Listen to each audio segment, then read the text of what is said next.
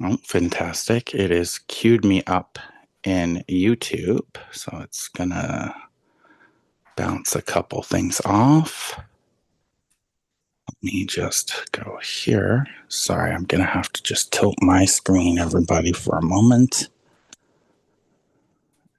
Should let me go done. And now we're gonna queue up into this. Sorry, it's on my side of things that I'm trying to see. And then we're gonna queue in here. And if anybody's got any residual sounds on or phones or anything, please turn it off in the background. And it looks like we are very, very close to live. And hello, everybody. Exactly. And welcome back. This is the OverPower Mountain podcast, and I am your host, Marcel. Thank you for joining me. This is a big special episode tonight, the big crossover event. Thank you, thank you, thank you. So glad to have you here. Of course, I am your host, Marcel, the greatest overpower player ever, but I do have two special guests with me here as well today that are going to make this podcast a very, very special event.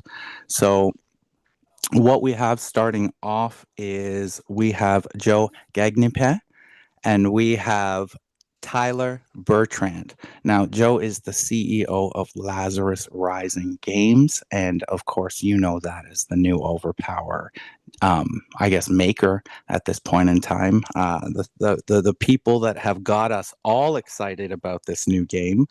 So, and of course, Tyler Bertrand is Employee of the Month, if I'm correct.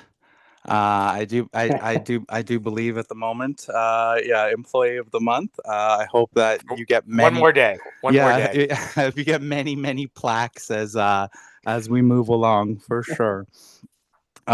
So with that being said, though, I do honestly want to thank you both for being here and joining me. This is going to be super fun. Sorry, everybody, for any mix up of the predetermined live to the regular live. And I am going to get more into the comments very, very shortly. This is going to be very comment focused. I'm going to be completely focused on them and talking with you very shortly. I'm glad I could see it blowing up already. Everybody's very excited about what they're going to get to see tonight. And of course, I'm not going to leave you hanging too long, my friends, but everybody, how we always start our episodes, and that is overpower, overpower news. So, of course, cards. We are so close to getting our cards, my friends. Wow, I'm counting the days.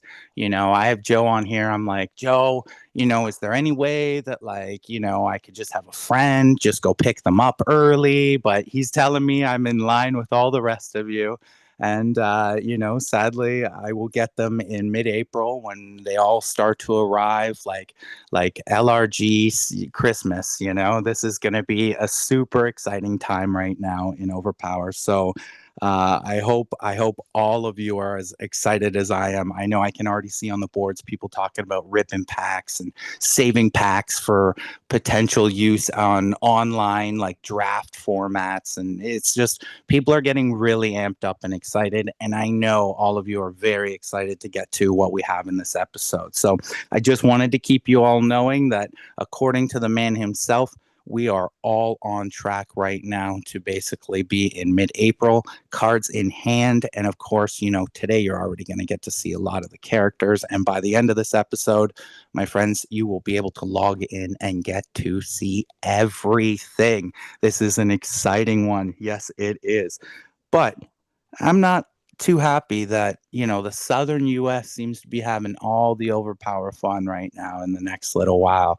In the news right now, we have, of course, a Houston local run by Larry. I believe Chris Rice in that area is assisting right now as well. And of course, we have the NAOL Kickstarter tournament, the shootout in Dallas. It is an exciting time in the southern United States. If you can get it there within the next couple of months, there's going to be some big OverPower fireworks going on. It is exciting. Um, of course, speaking of exciting things, and it's just rolling. Remember, friends, I told you in the last couple episodes that the next 3 to 6 months is just going to be like you're a teenager again. The excitement is just going to be week after week, new thing, new thing, new thing, new thing. We're going to be getting packs. We're going to be getting everything so shortly. And of course, I have it in very, very, very good knowledge that tomorrow morning we will also be getting the new OverPower home base from LRG themselves. So that's the OverPower the home base from LRG. That's their, you know, and pretty soon nobody will akin it to it, but the old Venture copy that they actually used to have. Funny enough, I actually have one right here. This is when I was actually ranked in the top 10 back in the day. So, I've framed it as old historic. I plan to, print out their new ones when I'm number one in the new rankings by the end of this year. So, but of course, other than that, the exciting part is not only will it be filled with articles and lots of, things of that, dare I say, in the near future, but the regional tournaments will actually be announced and placed with dates in there as well. So super exciting that that's going to be out. Not only are you going to be on the deck builder till about 2, 3, 4 in the morning tonight, looking at everything, building decks and so on, but now you're pretty much also going to be reading that once that comes out in the morning. So it's just OverPower excitement left, right, and center. Rulebook news. We got a little bit of cricket, a little bit of cricket, and a little bit of cricket. But however, we have the prize of all prizes tonight, my friends. We have the one and only one of you viewers tonight will win a seat to the 2025 OverPower Nationals. That's right. One of you viewers that are live here tonight, right now, are going to get to go to the Nationals and say, hey, I won this competition. I don't need to, be in any regionals. I don't need to win anything. I just get to get in. If it's a 2-day event, guess what? You're already in there. It doesn't matter. So I'm excited for you. I can tell you that both the boys here are excited for you. Joe, how would someone actually win that prize, if you don't mind me asking? Well, the big thing is be with us at the end of the show, because when we do it, we're going to do it with all the people who are currently still here. So if you drop off early, you're not going to be put into it, and we'll reveal how we're going to do it when we get to the end. Okay. Wow. Okay. So you got to stick with us. Joe's holding your attention, but I assure you that you're going to be with us till the end of this episode. It's just going to be nonstop excitement as we sort of cruise through this. And of course, my friends, that's the news. Overpower, overpower, overpower news. Okay. So I think we sort of need to get right to the episode and right to what you're all here for, the deck builder and the card finder. I have been defining it as both, as there really is almost, I want to say, two different styles you could use. And I'm going to reference it as an app right now. But, there's two different styles how you could use this app. You can use it through your mobile or through more like a desktop sort of application. Now, I primarily use almost everything I do off my mobile device.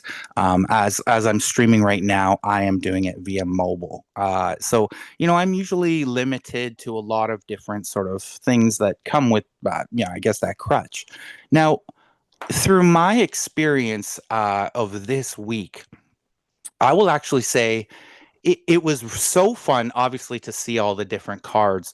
but it reminded me very much so of the website that we all use to find the cards out there for the legacy format, the one that shall not be named. This player portal was just, it's akin to it. Like it just really reflects everything that you're trying to do when you're looking up at different events just through a word. When you're looking up different characters, there's just so many different things that you can do to sort of find that card you want right away. Or even now, with a few of the additional options that I'm going to talk about that they've added, you can actually find like ranges of characters. Because, one thing I've noticed as I was like, I got to see a few of these characters now for about a week. So I'm deck building in my head, and I'm now creating all these decks that I want to play in the next upcoming tournaments, in a modern style. I haven't even got to the legacy aspect of it yet in the grand scheme.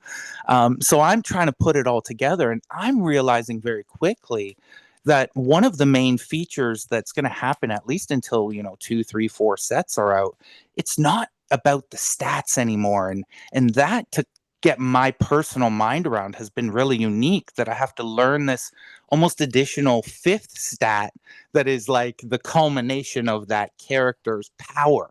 And so I often found myself, getting to the level of 2, 3 characters and then going, okay, I actually need to have a 16-point character right now, and an 18-point, because I got real greedy with the other 2 characters, and I find this scenario happening. So now in the deck builder, and I didn't even know you could do it. It was actually a user who asked the question in the Discord and said, can you put less than or more than symbol before the threat level, and it show all of the characters in that stature? And I said, I don't know. And then I tried it and it worked. And then, of course, I posted something right away. Of course, another spoiler that I wanted to give to all the people out there. I believe it was King Poseidon, character I'm very much looking forward to playing. But it was really unique, because then I was like, oh my God, what a great idea. Because now when I need that 16-point character, I could put that feature in and really sort of start to break down what I'm doing. And I can imagine, even as more sets build on in the modern format, that feature is just going to be amazing to use. Now, one of the things that was a quick find that I needed to do when I was using it on my mobile device was I actually had to turn it landscape. So you're going to hear a lot of weird terms tonight, like screen real estate and, landscape mode and things like that. But these are all just sort of features that help enhance the deck builder that they are coming at you, and the player portal that they're coming at you with right now. So basically, that was really my experience on the mobile. The one cool couple features that I found, obviously other than the more than or less than, was that you could combine the filters as well. So I actually could put like, less than 16, but I still wanted, 6 in brute force, and it would pop up those specific characters for me. So it was a really great utensil in the format that, as I said, I'm building decks. I'm trying to still figure it out, and a lot of the times I don't even know the characters, so I'm still just typing in the search bar, Dracula or Anubis or Jane Porter, because I'm like, nobody ever talks about Jane Porter. I don't know what she has. Is there some combo there for me? And obviously I have some of my own favorites, and we're actually going to get into that with you, the audience, in a second. And I promise, again, I'm going to get right to you in the audience. I'm doing my usual just jabbering at the camera for the moment. But I have to say, my mobile experience was really entertaining. Obviously, it was great for the terms of, looking for cards, card finding. And I know, Ty, you're about to chime in a little bit about it, where there was a few issues, that then a few workarounds quickly in regards to the mobile experience. What were you thinking in regards to that, Ty?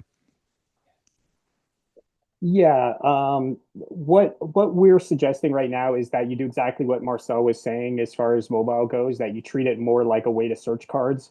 If you need to make some quick changes to your deck by swapping out the odd card or something, it's definitely doable on a phone.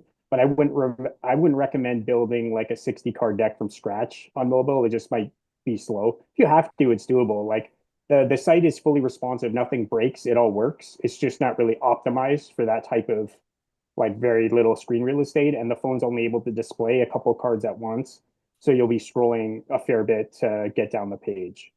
So I that's one of the quirks. I found when you were in mobile landscape, you were often getting like a one, and depending on how big your phone was, a one or two card side by side. That's what I was sort of seeing. But there was something unique with the events tie that I realized. What was the issue there? Yeah, so the if this will work fine on an iPad, it's specifically phones where you're going to notice this. So because a lot of the stuff with Overpower is different than other games, there a lot of these platforms are set up where they're designed to handle just games that are just specifically draw pile. With Overpower having so many tokens that are set up ahead of time, some of our horizontal cards at the moment, if you do zoom in on them, they will revert to a vertical crop and it might cut your event off. This is a known issue that we're in the process of trying to work through right now, but we didn't want that to hold back you guys seeing it and being able to play with it. So it's specifically just when you zoom in, the cards appear fine normally when you see them in the grid.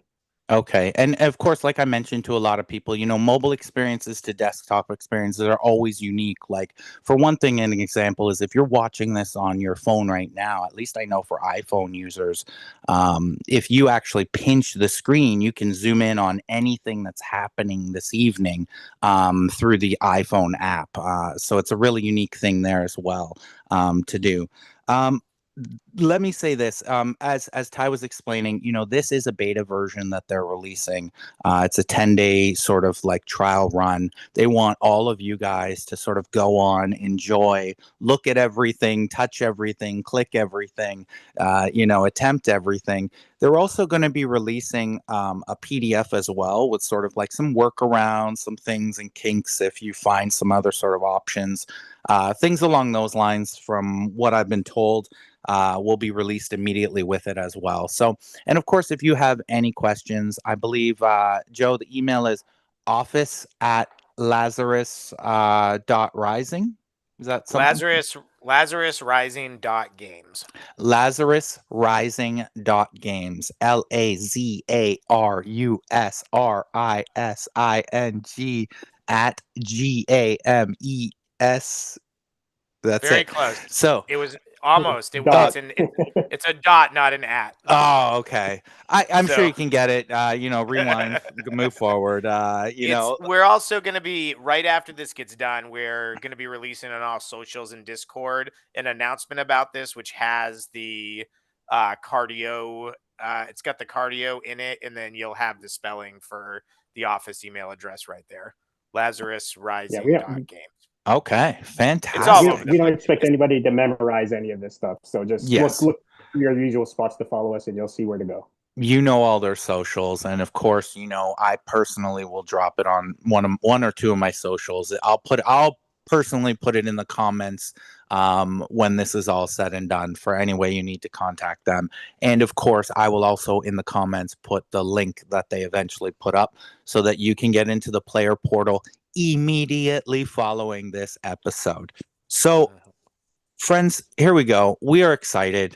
You know what? I want to see a character. I am now looking at the chat. First person that puts in a character we haven't seen yet, that in my mind that we haven't seen yet, we're going to look at right now on the screen. So I'm looking, but I got to say, when I get packs, immediately, my friends, will I be opening them online for all of you to see.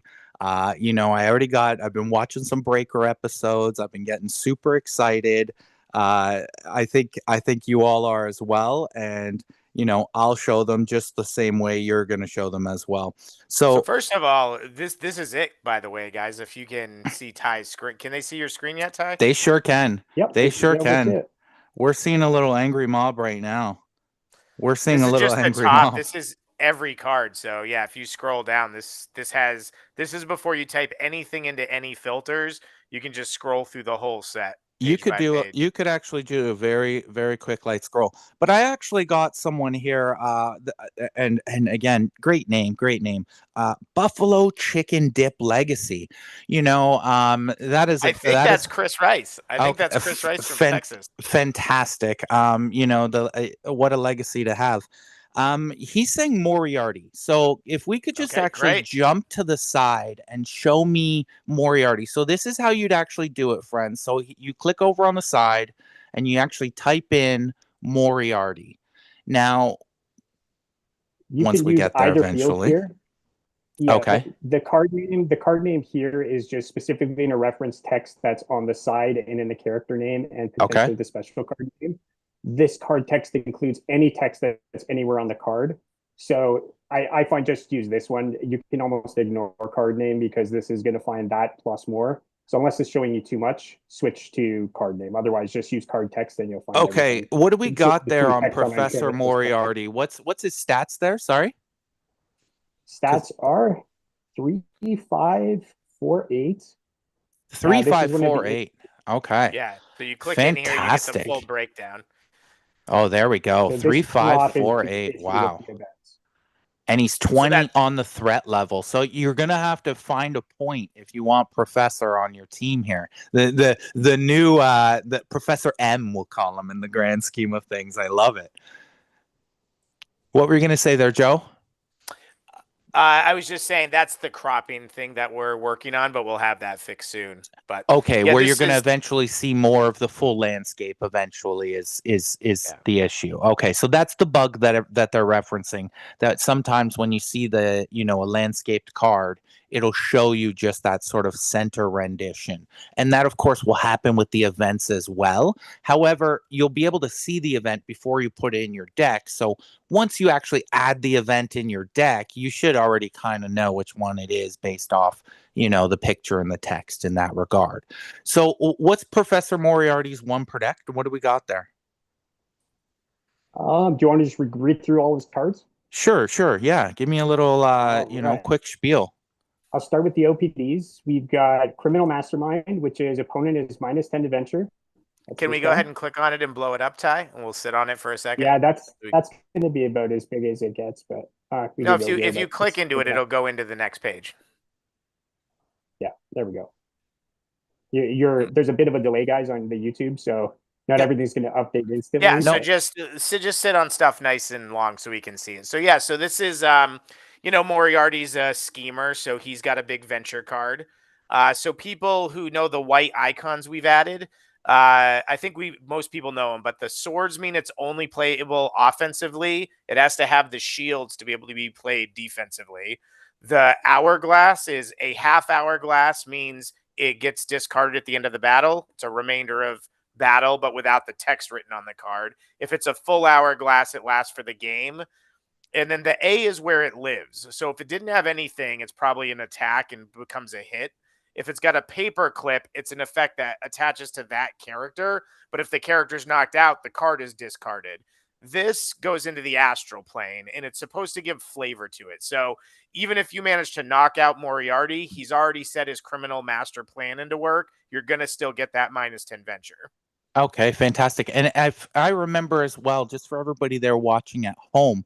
Now, if you all remember in one of the teasers, I actually showed in the filter section, you actually can click these individual icons as well. So if you wanted, that like I showed as an example, a defensive card, you needed a character that's just bringing a little bit more defense, then of course you actually could click on the shield or represent icon that's there, and it would actually show you all the defensive cards in the whole set at that current moment.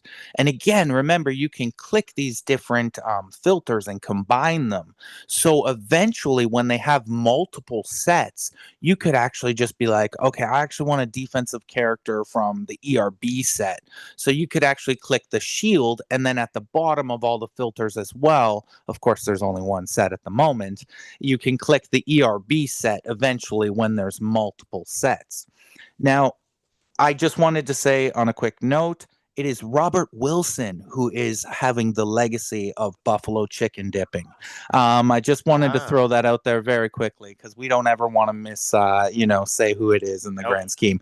Thank you for choosing Moriarty. What would be one of his other, I would say, dynamic cards that would make Moriarty a very playable character? So it is sort of about the whole kit, but I'd say go ahead and click on his other Napoleon of Crime. So he's got a couple different ways he can do defensive things. So Oh, I this is picked sort of a mathematical take. genius. The what? Hang on. I'll go. I picked mathematical genius, but I'll go back to the other one. No, that's fine. The so his other one per deck, there there used to be the one per decks that characters would get that would say you can use a 6, 7, or 8 in a specific power type um to defend anyone as if it's an avoid for the Okay. rest of the tournament, for the rest of the battle. But we found that those cards never really saw play. Neymar has one. Doctor Strange is probably the most played character, and he doesn't. That card doesn't get used. So, like most of these, we said, what's going to make it usable? So, Napoleon of Crime is the same card, but Moriarty can use any intelligence power cards as avoids for the whole team for one battle. So it's not just restricted 6 through 8. It is any power card. And I believe, spoiler alert here, there is another intelligence character in the set that actually has a special where you can use 1 through 8 intellect power cards as well, just to sort of talk about early combo thoughts in that respect. And you'll start to notice we thought about that a lot. You'll then notice there's also we tried to have more characters that were active in reserve doing different things. There's an intellect character that has intellect avoid from reserve, but it lets you get an intellect power card level 1 through 4 out of the power pack.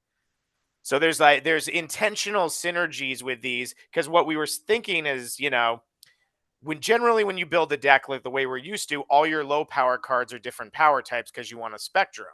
So we also wanted there to be characters where there's an incentive where, okay, you might not have a deck that spectrums very well. These are the schemers, but you have all these other abilities that you'd never play all your high power cards and your 1s and your 2s as intellect. Well, now you might, because it's going to give you other abilities. Well, that's awesome, and I'm glad you guys put that sort of depth of thought into sort of the character builds that are occurring. But I find, especially with 8 stat characters, it often falls into what are their non-one per decks, because we all know in the legacy format now Doom has all these beautiful one per decks that make him fancy, but he's got nothing in the non-one per deck range. So what does Moriarty have that's a non-one per deck that's sort of like is a definable card? Like, can he play anything from reserve, or can he do anything along those lines? So his main thing, it's funny you bring up the Doom because he has a similar mechanic. So this card, Mathematical Genius, which I love this art, by the way. We didn't give this guy this direction. The artist just came up with this when we were talking about the card. So he's beating Einstein at the formula. But so it's Fantastic. look at the top 6 cards of the draw pile and choose any one card. Put chosen card in hand. May not be duplicate. Reshuffle the draw pile. Put Mathematical Genius on top of the draw pile. Now, we've seen this effect before. It's 2 less cards, but it's essentially the with great power effect. It allows you to look at cards, choose a good one, and then shuffle them back up. Oh, wow. That I could just see. Oh, I could see easily the Professor Moriarty sort of mathematical genius figuring out, a way to sort of win a game for you, especially when you need that avoid because you see the power leech placed across the table on, the round table. Oops, spoiler alert. Or So something along those lines. Now, didn't I see a card that actually activated mathematical genius or yep. something So along those lines? this I think you're really gonna like. So this is sort of the meat of the full kit here. So Ty's gonna get you back into this card. Yep. So this is Oh, again, I love this art. The art's really my favorite. This is that looks a so good. complex criminal scheme. So acts as a level 3 brute force or intelligence multi-power attack. Does not count a venture total. If defended, Professor Moriarty may search his draw pile or dead pile for mathematical genius and play it immediately. So it's Oh, a wow. 3. If you defend it, if you don't let it hit, he gets to go do that search and get another card out. So So you can his have like 2 or 3 of these in your deck, get this at an early range, and then throw this. And, sure, your opponent might want to take 1, but since it's a dual suit, he can't take 2 of those to get sort of the spectrum buildup. These are going to have to be defended pretty quickly. And then all of a sudden, you have mathematical genius just churning out the best card in the top of your deck. This is beautiful. And then, so, between those 4 cards for a 20-point character, he's got a pretty spicy kit. So the Ty can click on it here, but we gave him just a vanilla attack. So if you go to the 5, Okay.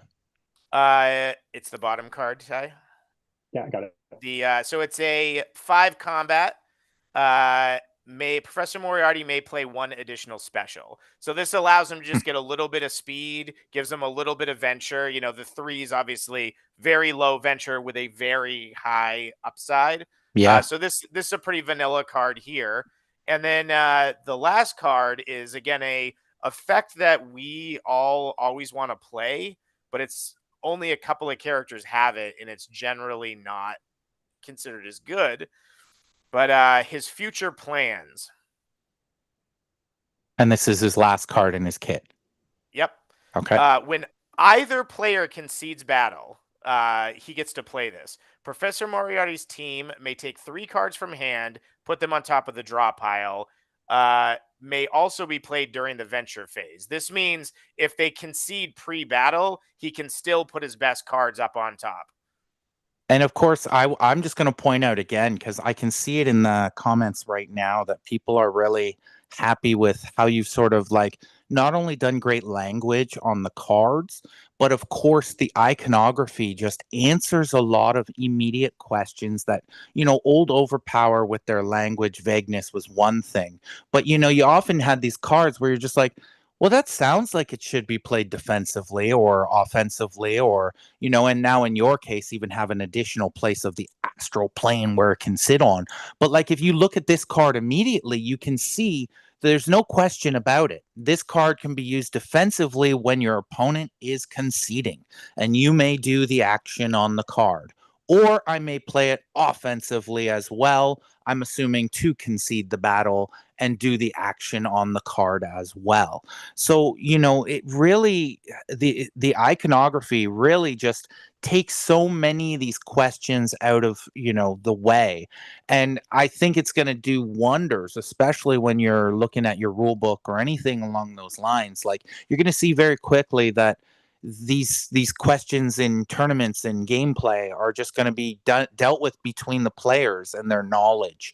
Obviously, when this all gets mixed into Legacy, it's just going to be its own.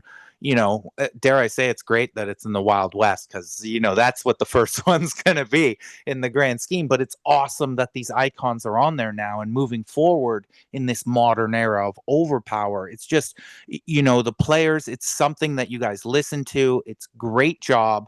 I am going to point out very quickly as well, on the card, you will notice that there's actually a numerical number at the bottom of the card as well. So that actually shows you a set total number.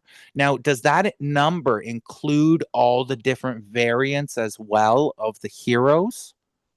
Yeah, so not only does it include all of the rare alternative art heroes, it includes the extra cards that are going to only be in the prize packs that you can get at the store. Those are considered part of the set. Okay. So, in the starter decks, you're going to get 3 events. And then in the packs, you have about half of the any character cards. Any ones that we didn't want to be draftable, like we didn't really want to have power leeches or draw 3s pop up frequently in the uncommon slot in a draft because they're so powerful. We just didn't, we really thought about where we placed which any character cards to make the meta really healthy. So, for example, we have Heimdall, which is one of the cataclysms. That's avoid an attack with a special draw card. Now, that's been played by 1 or 2 players, but we're kind of realizing it's the weakest of them. But it's really fun to have that in a draftable spot because you can play that if you open it in one of your packs in a draft. And even though you might not want to use it in constructed, it's still a fun card to get a chance to use. Okay, so let me just flip back to the basic of that question, though. So I believe, what is the final number there? If you can tell me, I believe it's It is 575. 545. 545. So 545 is the base characters plus all of their specials plus the event cards. It's everything. It's all the cards in the regular set, including the alternative art rares. And Okay. then if you haven't followed this, Marcel, when you go play in a regular 8-person Friday night event, we have packs that the stores get that are their own packs with white covers, and they're Okay. prize packs. There's cards that you get just by going in and doing well in those events frequently, or being a judge or being an ambassador. And there's a small subset of cards that you can only get in those packs. Okay. Now they're all Okay. at the common level, so the market will flood with them. Everyone will have the chance to get them, but it makes it so you want to go play in your local brick and mortar store to get that. We created 10 more rare cards, some of the best ones, like that Zorro one we posted the other day. Some of them are only in those prize packs, so there's 10 Okay. more rares to chase. Okay. That brings you up to the full 545 number. Okay, I love it. You just keep adding cards. I want every single card. I'm a collector at heart. I am. So- yes, I'm the greatest player, but I'm also a great collector. Not the greatest collector. I have seen some great collectors out there, my friends. I have seen that. But I will say at the end of the day, this is great, and I can even see like a lot of people right now saying this is great on the collector side of things. So if I can get this straight, Joe, ultimately, like, I'm just gonna throw out a random number, but like, a 463 is gonna be the rare Zorro. So that when I'm done, if I wanted to have all these in a binder from like 1 to 545, I'm basically gonna have all the cards from the whole set. Now, will that include the power stations in there as well? Like the power cards aren't numbered, are they? They are. Every card in the set has a number. Okay, so if I just from a collection point of view, if I put in a binder 1 to 545, I will have every character, every special, every universe card, and every chase card that was made for that set. No, and I'll tell Okay. you why. Okay, please. Because the foil cards have the same number as the regular version with an F in them. Ah, okay. Okay, so there's just a light definement. So there's going to be even these more fun, like chase card versions of everything that is just amazing to get. Okay, listen, boys. We could chat all day about a bunch of different things, but people came here to see the deck builder. I love it. I am going to keep my promise. It is time. Let's build a deck. I am excited. You're all excited Marcel, at home. do you mind if I just want to make sure everyone understands one thing? So Yeah, the fire deck away. building program, the rares are still being kept secret. So you have every playable card in this deck builder, but you're not going to be able to see the rares and the ultra rares. There's still going to be some fun of seeing brand new art that's no one's seen other than the designers when you open the packs. So everything you need to play the game is here, and then you're still going to have the fun experience of getting rares and seeing different art for the heroes. Oh, I love that. You might even show up to like a tournament and see like characters you've just actually never seen because of the rarity level and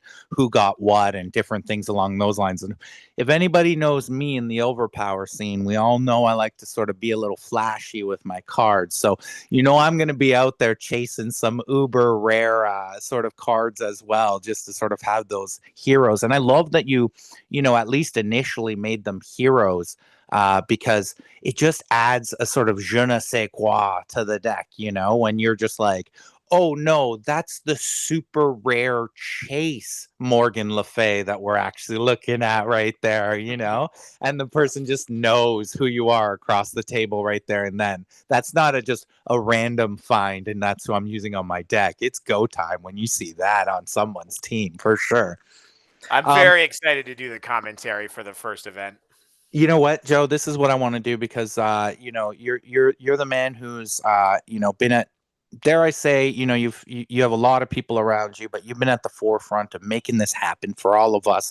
So why don't you have the honor of picking the first character of this deck we're about to build in front of everybody? Who is your favorite character? It doesn't have to be a super tentpole 8 or anything. It just has to be your favorite character, and we're just going to quickly go through it right now and show everybody. And you can even explain maybe like why you like the character very quickly as we go through the specials, almost like we did with Moriarty. And let's start building this deck. Who are we going for, Joe? I'm excited. Who are we going for? So I'll tell you right off the bat, I'm gonna go combat because I feel like in the old game, fighting has been the weakest stat for a while. Okay. And it was really important for us to create characters that were balanced in the new environment, but then opened up doors in the old environment. So it's tough because I love Zorro. Gonzo Man did from our original power card set, did all the Zorro art, and it's gorgeous art. So I want to show that off, but I think I got to go with Leonidas because I designed Leonidas, and I think he's definitely going to see some play. So I'm gonna pick Leonidas. I love that you're picking that right away because, you know, I'm all about the promos and we just talked about it. And that NYCC Leonidas just looks like he's raring to play. But look at this version right here, folks. Give me that character for a second there, Ty.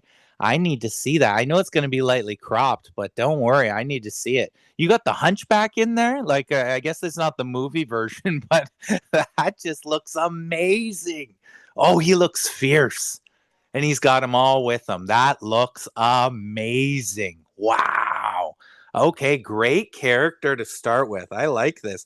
So what's Leonidas's card that gets you the most excited, I guess? Well, for me, it's more, I was one of those kids that played battles way before I got into Venture. This came out in 95. I was 15, and me and my friends just wanted to we'd play a 5-minute battles game, and I'd shuck all the cards out and throw another character in and then try this one.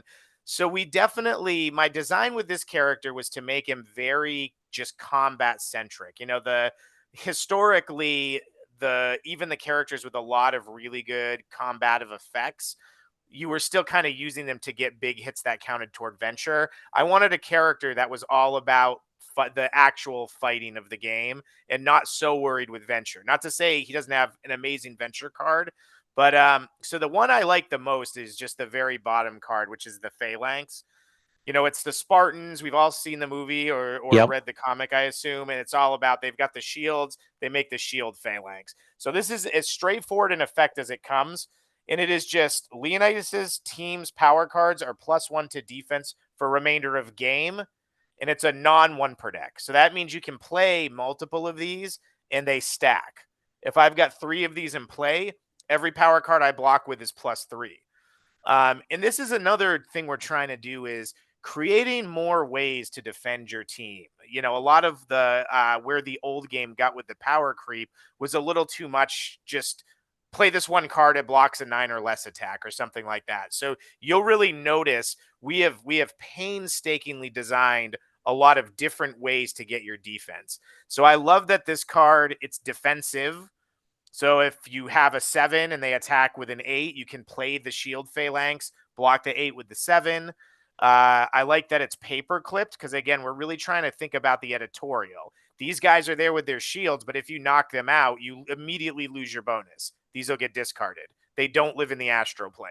I was actually just about to say that. That was actually one of the things I noticed right away, that this was a paper clip instead of the astral plane. So what Joe's actually referencing is, again, as we saw with the Moriarty card, with this -10 to Venture total, that's actually going out into the center of the battlefield. And if you kill Moriarty, you're still -10 to the Venture total. But as you can see here, it's paper clipped, which means it's literally like attached to the hero character itself. And if that hero character gets KO'd, it's over.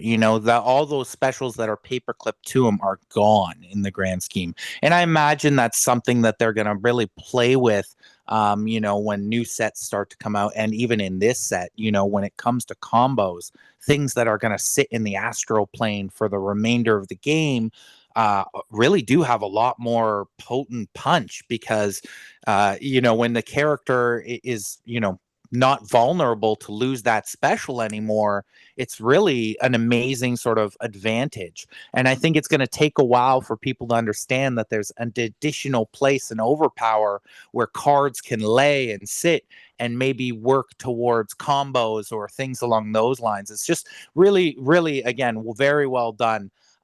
As everybody can see now, we're not going to demonstrate all the X's and O's of like, clicking this and this is how you add a card. That's all going to be in like, light documentation, and you're just going to have fun with this app when you sort of play with it later tonight. So you're actually I just sort of want to say that as you see, Ty's going to be adding cards and, adding characters. We're not going to be describing it, but you can see the ease and flow of how fast and how easy he's actually doing these ideas. So did you already actually add Leonidas to the deck?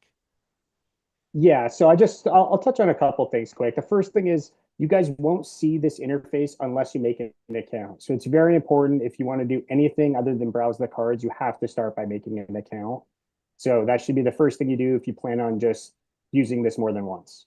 Make that account. And all if it you is make just it, up here, you log in. I It do was want to very say quick. It was this. 5 minutes, everybody. 5 minutes, and it was done. And I just want to point out that this will be the account where if you go play in tournaments, you'll use this account to sign into the tournaments and to keep your ranking. So when you decide what your name's going to be, it's going to be something that they're going to call out in a tournament before you go to your seat. So, so name your characters responsibly, please. It is fairly easy to change it up here too. Just don't register for an event with a name you don't want. Okay, so that's fantastic to know. So register, guys, or else you won't actually. So that's actually a very good question. You do need to actually register and be ready in terms of, your name and everything along those lines. But it's also going to get you probably the latest updates. It's going to get you, into the ambassador program, the judge program, and all the other little store and so on that they have eventually going on. So Ty, just to keep things flowing, this is what I'm going to say. I would like you to show his 8 combat card. This card to me is going to be what I think is going to be a mainstay in meta to at least start. So they gave Leonidas an 8 combat, may be used to attack or defend. Now it's just for himself, but what an amazing sort of like big boy card to give this combat character right away. Again, non one per deck. So, characters, in Legacy often have seen this card as a one per deck special, but giving it in his sort of main suit and sort of making a non one per deck really defines almost like the combat aspect of this character. So I think this card alone just makes him playable. Let alone you can imagine when you're pairing him up with other characters. He's already boosting power cards, things along those lines. So we want to keep this episode flowing a little bit. So Ty, why don't you add a bunch of his cards right now? Just whatever, 3, 4, or 5 cards just to get the flow going. And Joe, was there another Leonidas card that sort of like we could show one more just to sort of get people excited about this deck that we're building right now? I know Leonidas has one more big card that I think might change. I think we got to talk about that. So he's got a Guardian Angel for a 1 per deck. He can avoid for anything. He's got a 6 Brute Force that if you defend it, it gets shuffled into the deck. So if you don't negate it or let it hit, you're going to deal with it again eventually. So if you do take him to Power Pack, that could be something that could pop up in Power Pack and be a real nightmare. But his main thing is the Spartans are trained. The Spartans are the best trained soldiers in the world. We all know from this, we have the Spartan training ground. And so we wanted to keep this theme. So we've got the greatest soldiers in history here. So this reads, reshuffle all. It's kind of flicking in and out on my screen. Sorry. Yeah, you might have to just make it large, Ty. A little. Yeah, just. Oh, okay. Hang on. Oops. And this is another one that I just I'm a huge fan of the art. Ty, just the. Okay, just blow the card up. It was. So that you'll kind of notice the theme though too. It's he's an A character, but he costs 21 points. So he's expensive going in, but you'll notice his stuff's all pretty vanilla. He's got the 8, so he can obviously generate a lot of venture. He's got 1 full avoid, but it's also just all combat based. He's not doing any tricks. He's not shifting. Once his 1 avoid is gone, his only defense he's offering the other people is the shield phalanx. So Ty, can you not do the eyeball and just go into the Here, I'll card? do it this way. Yeah, I'll go this way. Hang on. Sorry, the eyeball thing's just not working.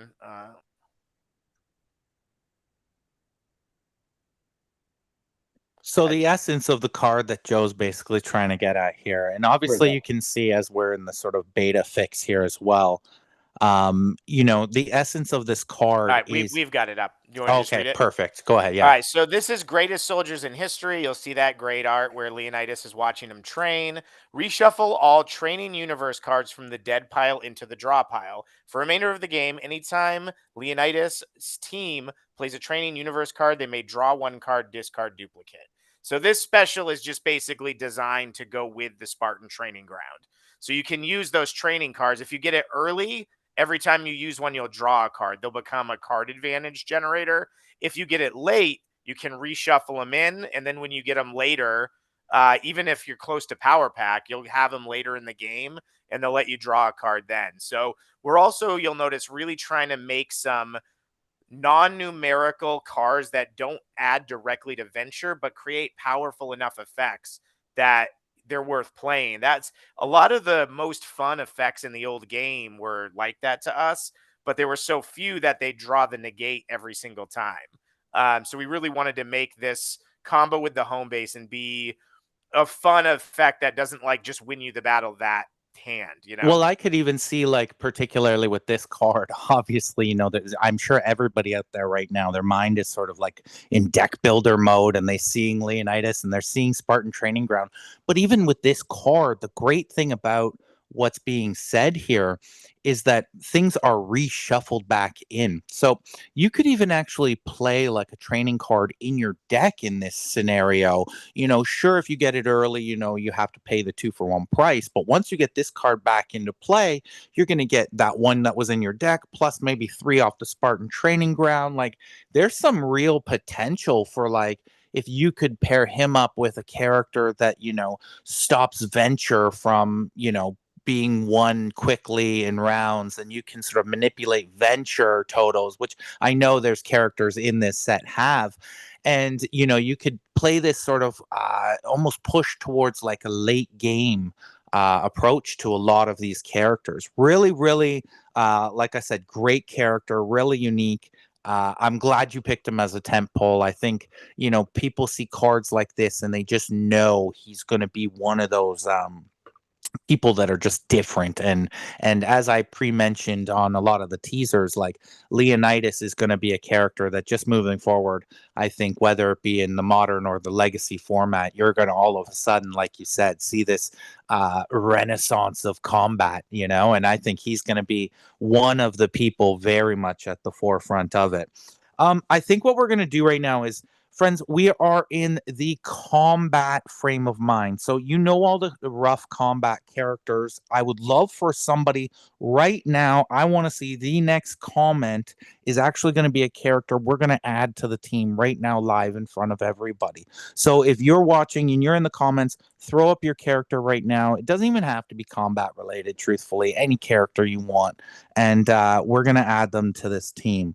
I'm going to add one myself as well while we get into the pick of the audience there as well. Oh, nope, we got one right away. King Arthur. Let's get the king himself.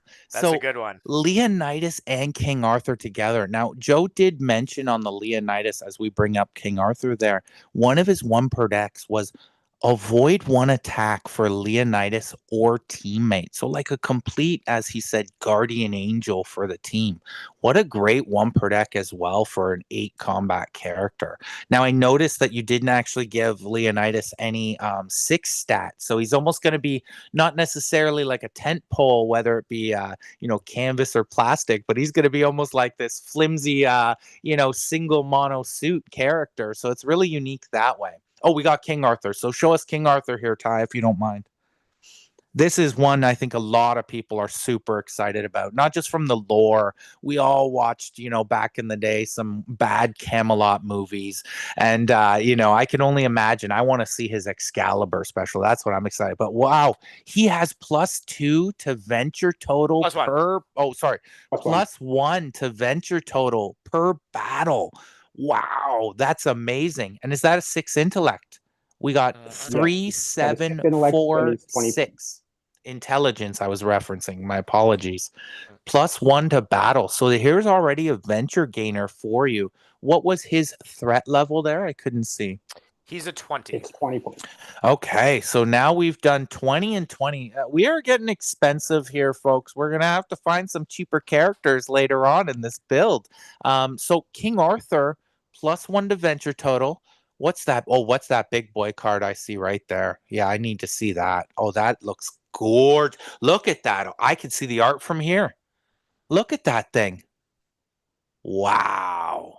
And so one thing I will spoil something kind of cool that we're doing in a future set is one of the Top Cow characters has Excalibur in the storyline. That's one of the weapons. And so when we're going to get this same artist to draw the same picture of him using Excalibur in the same pose, just with the new character in a future like person. Okay, got you. I imagine in this one, I can't. Excalibur is behind his head. Oh, it's raised. Yeah. Well, everybody knows it's a 9/9. I mean, Excalibur could have been like, a multi 15. I imagine you could have, fought for that. But I imagine his threat level would probably be at like 28 points at that point, and this is never going to happen. Wow, what a beautiful card, beautiful everything, and a 9, a multi 9, friends. Anybody who sees those two icons together, I think the Ray right away together with that. But that's beautiful. Okay, what else? What else do we got here for what's going to bring me to King Arthur other than his 7/6, which is already a great start. I love that he can throw an offsuit teamwork as well. So King Arthur. You want to go one per dex first? Whatever. We could just keep cruising through. I just want to show the majority of his cards, and then we can even just say some off the cusp of your heads. I'll start with the OPDs. So that's acts as a level 7 combat attack. If successful, opponent must discard all. Sorry. All All cards cards. in play with the text remainder of battle or remainder of game. Oh wow, and that's going to be big, especially with characters like Dracula coming in on the new sort of meta. It's really nice that you already sort of thought of these almost countermeasure style characters out there that just isn't going to make sort of a stale meta. You can always now, if Dracula's all of a sudden winning tournaments, next thing you know, you're going to get, a King Arthur style or a Van Helsing coming in that's just going to pierce these sort of meta ideas. So it's going to be really unique as we start to see all these characters in play. And just again, all those, lock off style cards. It's just going to be a really, really, really big, effect there. I do believe he has a teammate of Void. Is that correct as well? Yep. King of Camelot in the top right. Oh. You see he's protecting his little wolf friend there. Oh, wow. I love it. Wow. So a 9, a teammate of Void, and a 7 combat that has some really big side effects. That's already a playable character, and only at 20 threat level. So that's even like a fit character in. And the thing I love about it is, especially as I think we start to creep into like maybe we'll see how it works, but a mono 8 era of modern overpower, something like a teammate of Void from a side character is going to be a really big card because you're going to want to kill the 8 stat character, and having this character on the side who can defend him is just going to be pretty huge. And one of the things, just to discuss strategy and design from a design standpoint, is full teammate or teammate avoid numericals were not as great in the old set because there was only like 15 characters that had them. You saw Blob on your team, you gun for Blob, and you knock out 3 cards. You'll notice there's a lot more of that mechanic in this set and then in the future sets. That way, like, it's a little, you still have to do some figuring. If it's easy enough to have 2 people that have that, it makes that entire mechanic a lot better. So yeah, you can definitely sort of create mechanics around things. Now, obviously, we're seeing here as well. He has a 1 to 4 universal avoid. And if he's paired up with Lancelot or Merlin, he's actually going to make that a 1-6, almost like the Banff of old, as we remember. Great character. It looks like if you're adding a little bit of team defense on your deck, and it also has that big one per deck to sort of add that oomph. So Ty, why don't you just add some of these cards as well as we go through? So obviously, you friends, we can't I'll add talk them all about quickly at the end. yeah, we can't talk about every every card that he has, but you can see already with the cards that we're showing you, like you're going to have this dynamic of like looking at cards, working with cards. Are they clipped to the character? Are they defensive? Are they offensive? Like, are they in the astral plane? Like, there's going to be a really unique dynamic to, I dare I say, modern overpower that I think is going to be very exciting as we're moving forward. I think I would like to pick a character as well because it's my show. So we're definitely going to do it sometimes, my way or the highway, as we all go. But I actually really liked Johnny Mateo's comment here in the comment section. And I would like to see Tarzan, if you don't mind. Now, obviously, we have to see what Tarzan's threat level is as we go. What threat level and what stats do we have with Tarzan here? So Tarzan, we also don't have to stick to the exact. If we want to just make a deck for fun, we can ignore the threat level. Tarzan is a 19. So with the 2 we already have, Okay. The lowest we have is 16. So right now we basically need a 16 and make a it work. 17. No, yeah, we have plenty of. We can make I it work. like this. What is Tarzan's grid like here? 1754. And Tarzan's got a real cool inherent ability too for 19. Okay. So you can actually see it on this in the text without blowing it up. That's what this block is. So his inherent ability is Tarzan may avoid brute force attacks with intelligence power cards playable by Tarzan. Okay. And his So intelligence stat was, sorry, again? a 4. So any Okay. low int power cards, just avoid brute force with him. He swings away. Oh, fantastic. Okay, that's a And very unique one as we yeah. move forward. I wonder, if brute force will end up being a big meta as we move away from it being a big meta right now in the legacy format. As we move forward, I wonder if in the modern it'll have the same steam. So now, Well, if please go ahead. Oh, I was just gonna say, we did a play test full tournament at the Battle of Boston where we put up $500 and wanted to get everyone to bring what they thought was the best. I used Tarzan, and it was surprising, even just in that field with pretty mixed. In every game, I ended up getting to do it at least once. Love it. And Ty, can you just show us a few of Tarzan's like key cards right now? Just like two features of his best cards in your mind, or I know they're all play. That's actually the great thing I actually noticed when I was actually scrolling through characters. I no longer was like, oh, this character only has these 2 cards that I can play, or this character only has 1 card. You really dynamically actually did create this set. It was really well done because, as I went through, I was like, every character really has their own sort of like something, and if you look for or lean on something, you could actually create that magic that I always tell my viewers out there. When you're mixing and matching stats and specials, sometimes this magic just forms between characters, and I can see that there's going to be a lot of symbiotism between not only characters but their specials that work with each other. I know, for an example, one of Tarzan's, co-characters, Korak, has a card that he says if he's paired up with Tarzan on the front line, much like the King Arthur card, his avoid becomes a 1-6. What do we have here? What's the 5 intelligence attack here? So this is the deceptive maneuver. It's a 5 intelligence attack. If successful, the target may not play placed cards for remainder of battle. And Tarzan can throw this one from reserve. And so you'll also start to notice that too is we did a little more where not every character has to be like designed as a full reserve character.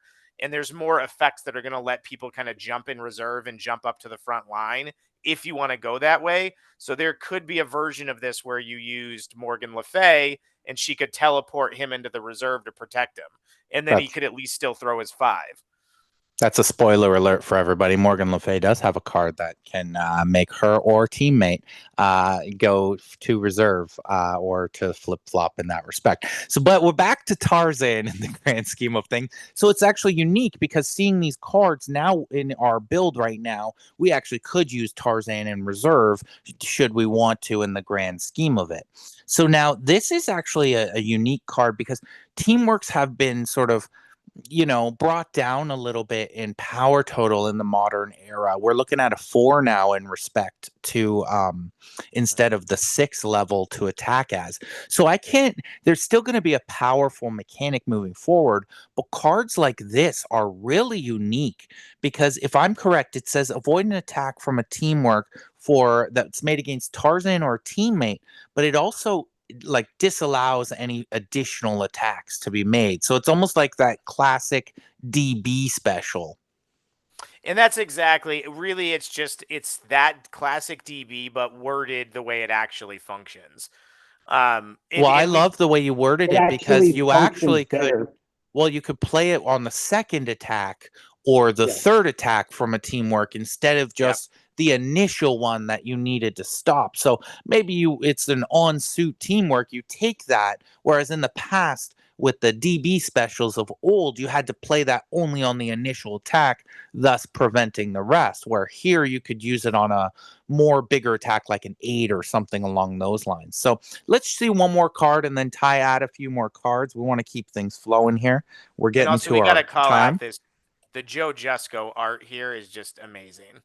Oh, I can imagine what those chase. Like, you must have a Joe Jusko chase somewhere in this set, and that's just going to be an amazing card for someone to show up to. They're probably going to throw it on, PSA and slab it, and it'll never get, the light of day. But that's fine as well. That's going to be a thing we're all going to have to get used to, as this card game now is no longer a defunct old game.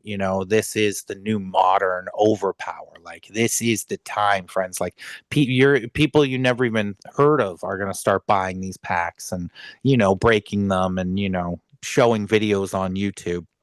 And hopefully making a really great, I can't wait till we see someone who starts after this launches top 8ing a major tournament. That's going to be really fun too. Yeah, it will be amazing. I look forward to winning the first tournament I attend, and as I'm sure all of you will enjoy watching my glory.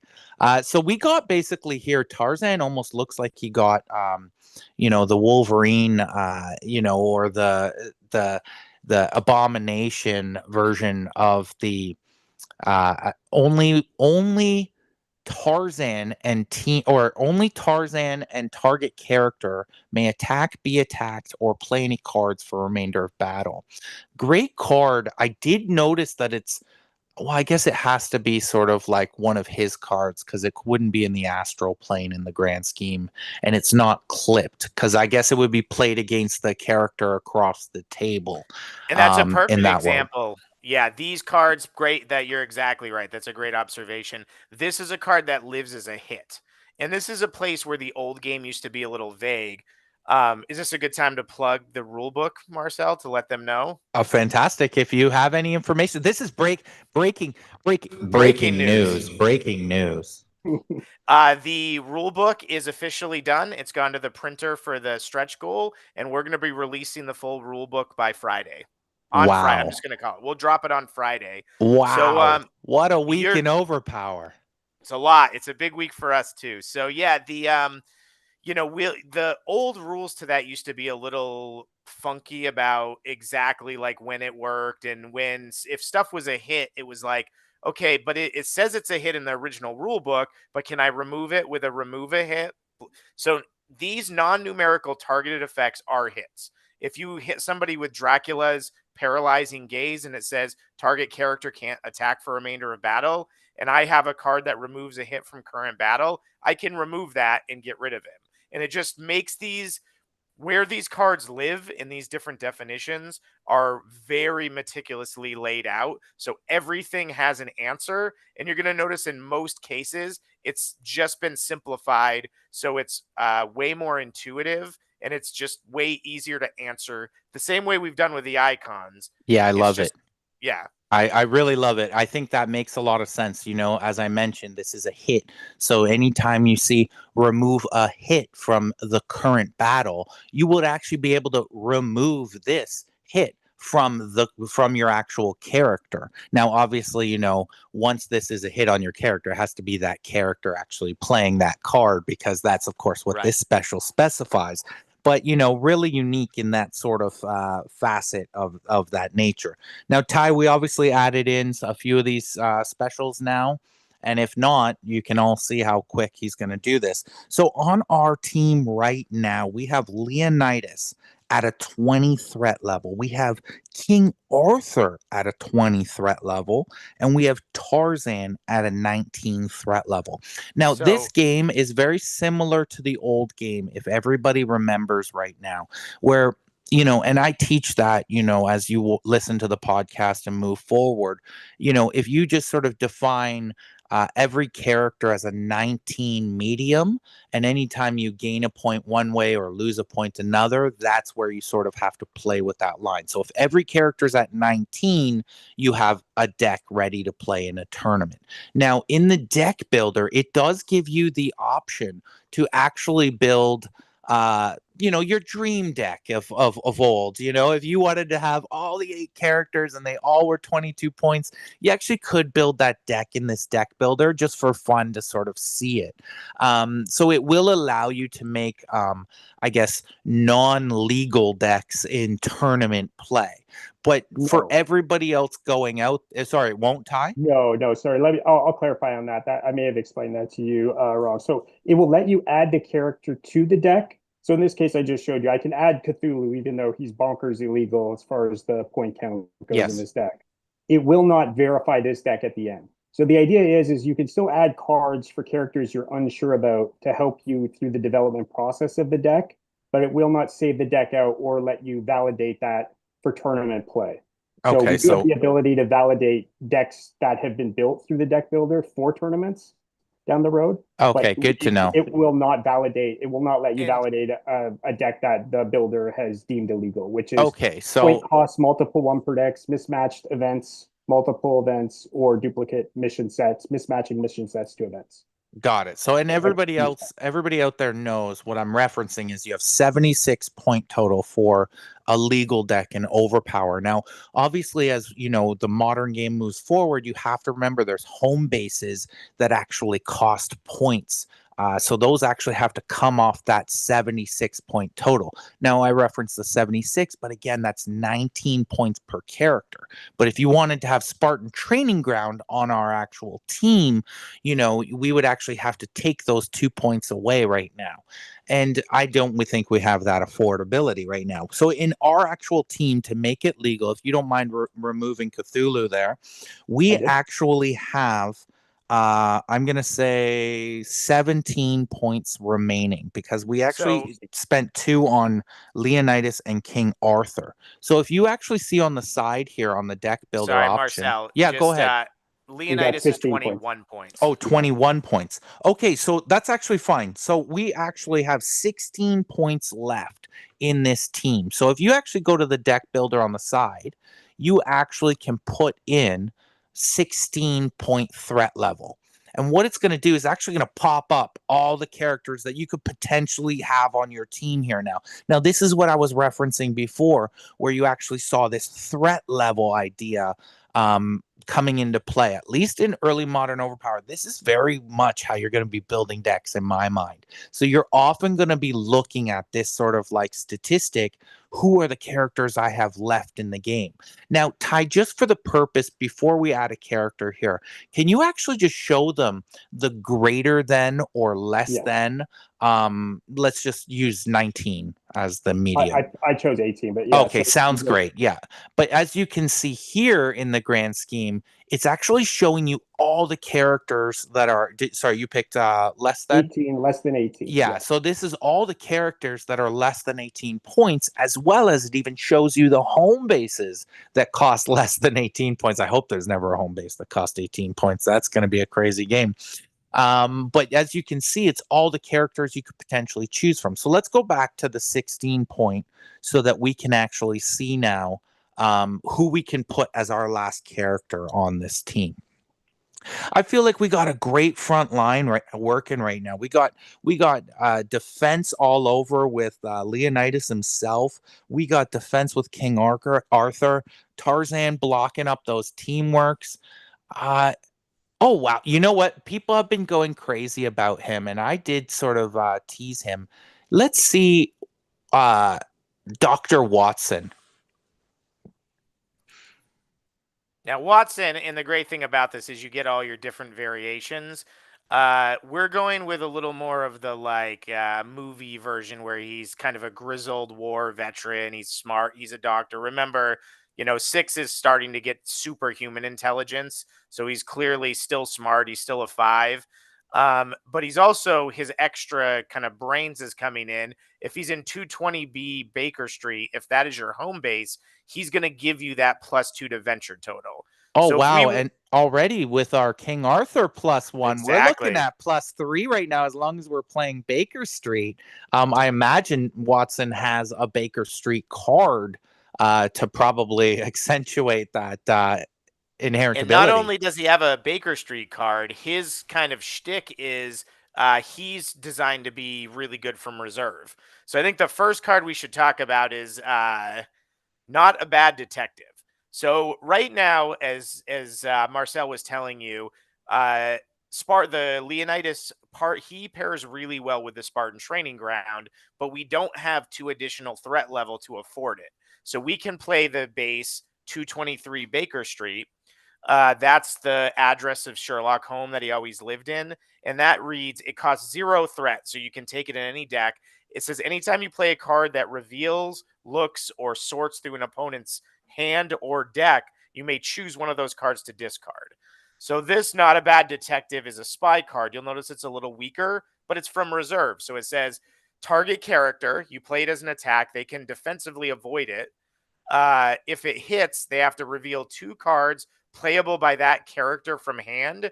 And then if you're playing Baker Street, Dr. Watson would get to choose one of the 2 to discard. It's playable from reserve.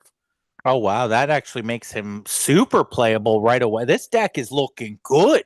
Is this going to be literally the national championship winning deck by whoever gets that lucky seat at the end of this episode? And friends, we're actually getting very close to near the end of this episode. So stick around. We're only a couple minutes left and we're going to fly through the rest of this deck build very shortly. But as you can see, they've taken the time to look at these characters and, think, yes, you could use them in the front. They have all these great specials. Yes, you could also use them in reserve. As he said, there's other characters that can flip-flop you and do unique specials like that. And wow, the Tommy gun is coming out here, eh? I love it, Doctor. He's a doctor of bullets. And so the fun thing about this set, too, is we've been able to, we've gotten some of more of the... So the time traveler's the basis of this, and he's gathering this. So if you know Sherlock Holmes, it's at a time period 30 years before the Tommy gun was invented. But because the time traveler's there, Doc Watson's new favorite toy is the Tommy gun he's brought back to him. So we had a lot of fun with those kind of lore parts to it. Every card that we did was either part of the old lore from a book, or it's something we came up with that has to do with what they're doing in this set. Show me one more great card, Ty. Show me one more Dr. Watson amazing special here. Ty, I want you to show the shift because that's, I think, one. I agree with you, Joe. That actually might, this is such a unique card. I think as we start to play this game, you'll notice things like, in old days, like the penance stare and things like that, you wouldn't really care too much about like the JLA version of the any hero or shifting to characters. But now, as these cards are starting to be a little bit more powerful, you can imagine shifting to certain characters is just going to be a huge benefit moving forward in the modern era. This is such a unique card. I really enjoyed, this card already put thoughts in my head of what to do and pairing them with other characters that removed hits and did certain things. And it was just such I love the idea of how many cards manipulate the card play and card advantage in this modern era. It's just, I tell you, friends, I've been buzzing for a week in regards to deck building, and you're just seeing now just a small sample of us putting this combat deck together. So what does this card say, Joe? Read it off for us. Yeah, so this is an attack made on a teammate is now made on Dr. Watson, who may defend. If the attack hits Dr. Watson, he may draw one card, discard if duplicate. So a few quick things are going on here. We all know there in the original game, a lot of characters had shifts. They were generally unplayable in tournaments. It was, you just lost too much of the card advantage. So this is a way that you can choose how you want to play this. You can try to like stack the hits on Watson, and the idea is keep a character like Sherlock Holmes alive, and you can keep that card parity. And the other thing you'll start to notice is, like you were saying, a lot of these big effects, you'll notice once you see the second and the third set, we're not giving them out very often. Like you can see in this set, there is a penance stare, but I can tell you, we have pretty much the next two sets roughly designed. That card's not coming out again so far. So Wow. like that's gonna, in the same with Tarzan's that soul gem type effect. Those aren't being repeated so far. What's unique about that, actually, as you spoke about the Tarzan Soul Gem card, and again, we should not really reference it, that it has a beautiful name of its own, but you could imagine already, just at the two cards we just looked at, Tarzan throws at Watson's team the Soul Gem. Watson then pushes it over to himself, takes the hit, draws the card, then plays this card that's on the screen right now, and then removes the Tarzan card in the grand scheme. Like, see already, like the buzzing of the card, and what did I lose there? Nothing, because I gained the card as well from the actual shift over. So there's gonna be some really unique gameplay as we move forward with these characters. Ty, do me a favor, can you just start adding a bunch of these specials? I'd also like you They're all added. You did already? I was thinking we were going to go through power cards and stuff next. Yeah, so let's just jump into power cards right now. Now, I don't want to really sort of like chime on too much about power cards, universe cards, any heroes, locations, and events. We're going to just start adding those to sort of show you how this deck builder sort of flows together.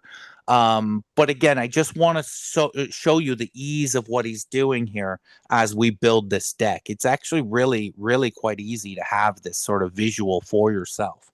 So I guess we're just going to add a bunch of power cards now. They're probably going to range in the combat area for our characters. Wow, look at that bit. That Van Helsing combat card is just stunning. Oh, that looks good. Oh my God! Look at the all Leonidas these. one. Look at that. Both two. That's why when you said King Arthur, I was like, I can't wait till we get to the power cards, because the 7 and the 8 are the two characters you picked. Wow, that's fantastic. That is just amazing.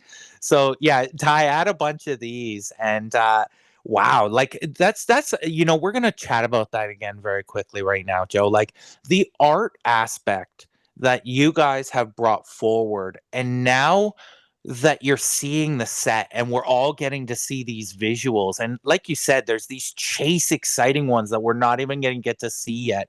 When you see all these power cards, like that is, to me, I put it in my power card episode or podcast back in the day, that to me is the most iconic part of OverPower. Like the power cards that just slap down, and everybody remembers the 8s and everybody remembers the 7s because they were hard to get. But some of the like lower power cards, I always talk to my audience that right before I go to a tournament, I actually go through the different, like if I'm putting a 4 fighting in my deck, or a 4 combat now, I actually go through and I legitimately like pick out the 4 combat that I think looks the best and represents what my deck is doing. One of my famous decks back in the day, the Ghost Rider version of the Lambo, I remember I was like, I want every power card to represent like burning fire or hell to go along with like Ghost Rider. And I'm picking all these like wacky ones. And shockingly, when you pick themes, shockingly, and power cards can actually do a lot for you. I recently, in the last tournament, I picked a lightning theme to go along with those beautiful 8 power cards that you had made as well. And so as everybody can see, like Ty's moving quickly. And yeah, obviously when you first get into, all this build and, looking at everything, you're going to be moving slowly. But you're going to see pretty quickly, like adding these cards to your deck is going to be almost second nature in the grand scheme. And again, this is just if you're wanting to actually build a deck. A lot of people, like when they get really deep into Overpower, I don't know about you guys, but I actually build a lot of the decks in my head. And once I get all the information logged in properly into the old Rolodex, it takes longer these days, that's for sure. I'll be using this for quite some time. But, once I get everything in, I start building and I start, building it all in my head. So I don't necessarily use this on like a personal note, but I'll be using like the card finder and like, the threat level count, or if I know I'm like, man, this deck is just lacking that little bit of defense or that big one per deck, or even just again, as Ty's about to do it very shortly, he's going to be, going through the location cards. I spoiled the Barsoom today in the grand scheme, Joe, and I know people were like, whoa, what a crazy, home base that was just created. The fact that like, and obviously, I always akin things to not just the modern effect, but the legacy idea of everything. And I can imagine Barsoom in the legacy world is just going to be phenomenal. It's basically essentially whenever your hero. Let's bring it up, Ty. You've got it right yeah, there. Please, why not? Can you zoom in on Barsoom? But for the purpose of this deck, we should pick, 221 Baker Street. Anybody at home listening or watching knows we want that +3 to venture. And on a quick note, in old Overpower, the venture inherent ability didn't actually work when the character was in reserve. Going forward, both in legacy and modern format, you will know that actually is changing now. So if your character is in reserve, their inherent ability is still viable. So if we actually had King Arthur in reserve, we'd still be getting +1 to venture total. So, keep that in mind when you're looking at inherent abilities and moving forward in the modern era. Because it's really, like I said, it's almost like you're going to have to like rewire your brain a little bit when you're starting to like think of these new combos and gameplay options. So here's Barsoom, such an exciting, and again, in the legacy format, I can see even more so how exciting this could potentially be. For sure. But so please, Barsoom Joe. Barsoom is Mars. It's where John Carter is from, one of the Edgar Rice Burroughs locations and characters. And it reads, whenever a character on your team offensively plays a non-numerical special that increases one or more of their grids, you may fetch 1 power card from the draw pile usable by the character playing this special card. May not be duplicate. Reshuffle the draw pile. All specials, this is the fun part, all of these specials are now considered to have a remainder of game effect in the remainder of game text. Wow. Like I'm already thinking about all those characters that you could potentially boost up. Now I will say, spoiler alert, but John Carter himself has a boost card in this set that would probably pair ridiculously well with Barsoom. We don't have the time to show it to you, but guess what? Within a few minutes from now, friends, you will have all the time in the world to be on this deck player portal and like building your own decks, looking through every card. So Ty, let's just add 221 Baker Street to this deck. And at this point, if you've added some power cards, some universe cards, we just added the location. For any hero purposes, just add the basic set of them. And since I think it would be a very very fitting fit, let's add the Loki as our Cataclysm Ooh, I actually, like it. I like it. because it works very well with our Baker Street build that we're attempting here, and a combat Baker Street build. So different nuance in the grand scheme of it. I really like it. And then once you add all of that, Ty, when you get to the events, let's just have a quick chat about that. Now, if I'm correct, Joe, there is going to be 5 events, but the builder or card finder is only showing 3 of them right now. Now, Yep. are the other 2 events going to be surprises? Now, they're going to be in the prize packs, correct?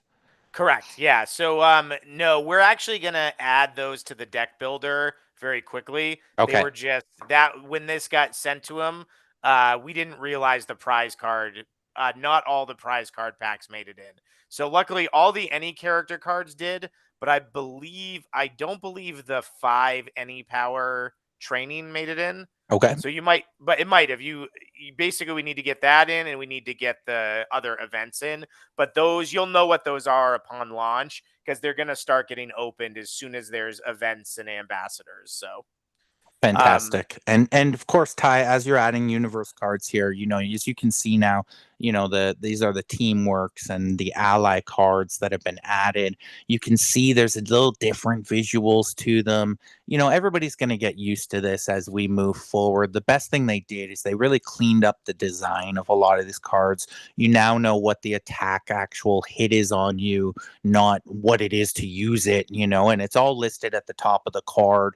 Very nice. and, And the bonuses underneath in that respect, so it's really well done in terms of the visual aspect moving forward in the game. And of course, brought down in level from their dare I say menacing, as the Prodigy taught us in the grand scheme, 6 level to this 4, but still of course having that sort of boost aspect to it, so they'll still be a vital part of the game, just different in a different sort of way, because now half of your power grid can actually defend it, and you're not just using your big power cards continuously. You're going to have this purpose where you get to use low power cards, and then maybe pair up some of your power cards with your own teamwork. So it's going to be an interesting dynamic as we move forward.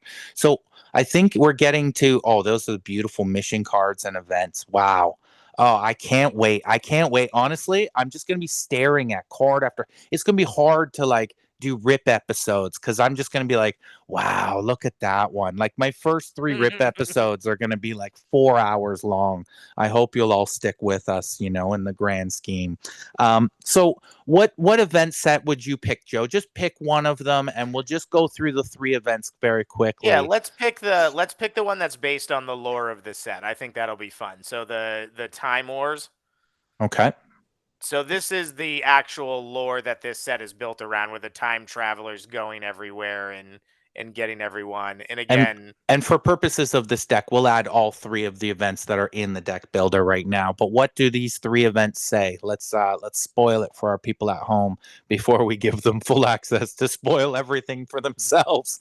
all right. So the first one reads, you're just gonna Can you read just that, leave it Joe? Do on you the want me to read text. it? Yep. For each open universe card placement slot on each player's frontline characters, they may search their draw pile or dead pile for an ally universe card and place it into those slots.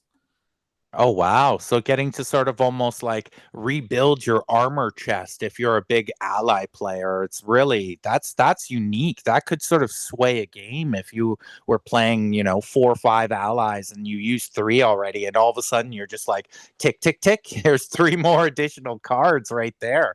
That's interesting. I like And that. it's also like knowing that that's one of the only 4 mission sets. Now the question is like, do I just play the teamworks that give me more speed, or do I make sure I hedge a little bit and have at least 1 or 2 allies? The next one is Second Chances. And you'll see this starts to combine all the characters. Dracula's hanging out with Zorro here. This battle, players ignore any power type requirements when making teamwork card attacks and follow up attacks for those teamwork cards. So they basically get the same ability as the any power ones for a battle. Anyone can play them, and then any type can follow up. Okay. I like that. And I could only imagine when Dracula finally defeats Zorro, he would just do like with his little fingernail, like a little Z on his neck, and that's what he would like drink out of Zorro's neck on. Like I could just imagine how that like I love that you actually like you I saw it through so many of the specials, and everybody's gonna get to see all the art now, and that's what people are excited about. But you'll see very quickly, like they really kind of like secretly threw in a lot of characters with other characters in the different specials, and it kind of like really plays on each other. I have to say it was really, really, really well done in the grand scheme. What's the last one we got here, Joe? Sort through the opponent's power pack and discard up to 5 cards of your choice into opponent's dead pile. Reshuffle power pack. Wow. So you both are going to kind of devastate each other's power packs when it comes out. So you can see already, like, again, there's so many thoughts in terms of like the strategy you're going to use. Whether you pair like Poseidon with a deck like, or with an event like that, like the things you could potentially like create and the scenarios in the new game. And especially with, negates are actually out there in the game. And there's different events that create different scenarios with negates in the new game. But like things will happen more in this modern era of overpower than did in the past. But of course, you can still build these sort of defensive negati style decks if you really want to. They might just not have that sort of oomph or something that a different combo could create. So it's really unique how the game that they've created is just it looks fun. I'm really excited about, like I said, the character dynamic of builds. It's really interesting. I think the best way that we've explained it to people is where the game got a little off track in the last few sets is you could just always do everything with a very small subset of characters. You'd always have full team defense. You'd always have 2/8 characters. You could always line the grids up to throw multiple teamworks of every type. And this is you're just going to have to choose a little bit more. You can certainly go out there and build something akin to the defensive specials the Lambo or the Cadillac had in the old environment, but you're probably not going to fit 2/8 characters on the team. You're probably going to have to settle for one, and it's probably going to be one that's a little bit weaker than the better ones.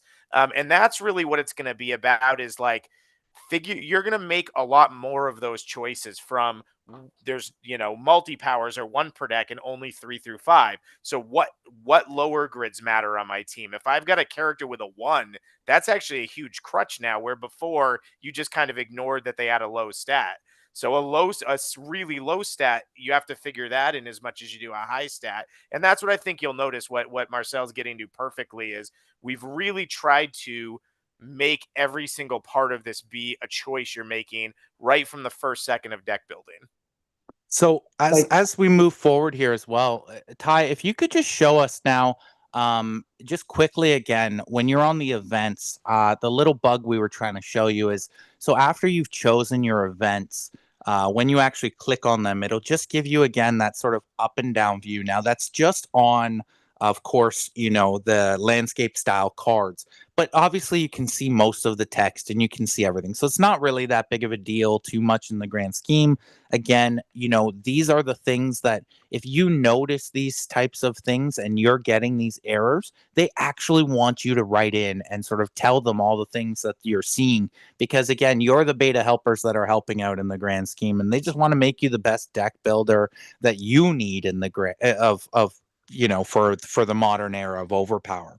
So Ty, as we finish this deck up, sorry, go ahead. Yeah. No, I just wanted to add something about there is a weird quirk with the missions and events. So one thing that was important to us is that we wanted you to be able to export your deck to play on like Tabletop Simulator. So a lot of the choices that we had to make with some of the cards is based off of that decision to allow that compatibility. So like right now, instead of choosing a mission set, you're choosing individual mission cards, and you do have to add them individually because then when you export to Tabletop Simulator, you're actually able to then venture those cards as unique cards as opposed to just one thing representing an entire mission set. And as So everybody there's knows, some choices that were made for that. there's a Steam program out there currently, and I think it's on the boards you can find it where there's like an actual overpower like gameplay mode, and they might eventually add these modern cards. But what he's trying to say is, in Steam, people build different things, and they want you to sort of have the ability to sort of export this out. But again, things are going to be sort of flowing. Can you show me? Are we done building the deck now, Ty? Have we put The everything deck in? is done. Yeah, Okay, we have so the now 65 card deck. Okay, so whew, all right, you might trim a little I fat, was if you're liberal with going to a the tournament. specials there. If you're going to a tournament, you might trim that down, but hey, in the new game, there might actually be reasons you want that many cards, like maybe you're trying to create, there is a new effect right now in the game with specials where you're trying to create this mill sort of aspect or milling your opponent's deck. So you might actually want to have a deck that has a little bit more juice in the grand scheme. Now, I know you were saying that we can see an actual deck visual in the grand scheme of the full deck. So like once your deck is finished, this is the final thing you can see to sort of show everything that you have. If you don't mind bringing that up, Ty. And then, friends, Yeah, we're getting absolutely. very close. We are going to do that draw very much within the next few minutes. I'm saying in the next couple minutes, we are going to do that draw for the 2025 national spot. I see we still have plenty of viewers watching right now, and we are getting very close. So, No, I'm working from the dev site, so they did mention that I might have to refresh a few times. So this won't be the case on the live site, but and of course, we're all on everybody's Wi-Fi right now on like 20 different you know, individual things all pulling. So it's all unique how it works in the grand scheme. Even if you could just show us the visual, like on the side there, how you almost had like every card laid out. Like it almost reminded me of like Hearthstone of old. You know what I mean? Yeah. Where you had it on the side there. yeah, I don't know if I can get back to it now because it's still I might be able to do the back button. That's okay.